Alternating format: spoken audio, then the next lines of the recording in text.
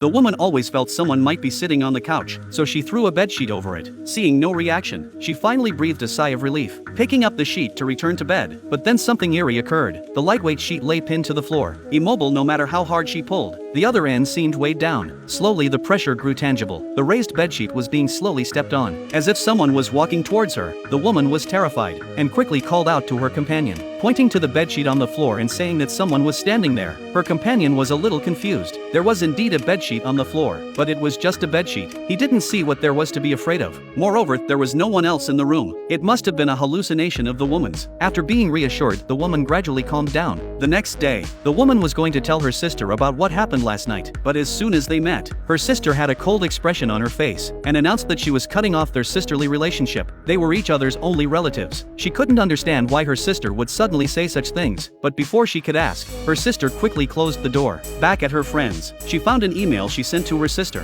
Its contents were vile, filled with insults toward her sister, demanding disownment, even wishing to watch her die. Such cruel, venomous words. No wonder her sister changed overnight. But the problem was that this email wasn't sent by the woman herself. Someone had impersonated her to write this email. Just then, her friend's daughter walked in. Seeing that the woman seemed to be in a very heavy mood, she tried to comfort her. Oh my God.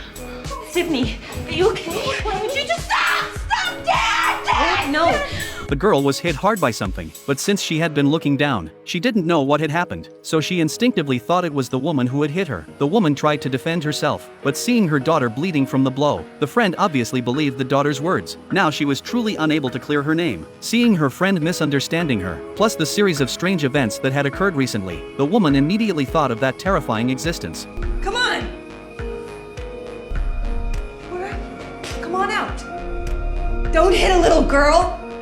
Hit me! It wasn't that the other party was hiding deeply, but that the woman simply couldn't see him. Perhaps he was standing in one of the corners of the room. To prove his existence, the woman found a packet of coffee in the kitchen. After opening it, she scattered it all over the ground. As long as something approached, she would be able to detect it immediately. She left a gap for herself at the back to observe the movements at the door. But to her surprise, several hours passed and it grew dark. Yet that thing never reappeared. Just then she realized her phone was missing. She dialed the number using the landline, but when the call connected, she heard the ringtone coming from above her head. She fetched a ladder, climbed onto the roof following the sound, and indeed found the phone there. She turned it on, and found several third-person perspective photos inside. Someone had taken them while she was asleep. At the same time, a text message arrived. The person was teasing her, and had deliberately lured her here. She was trapped on the roof. The woman cautiously looked toward the exit, but there was still nothing there.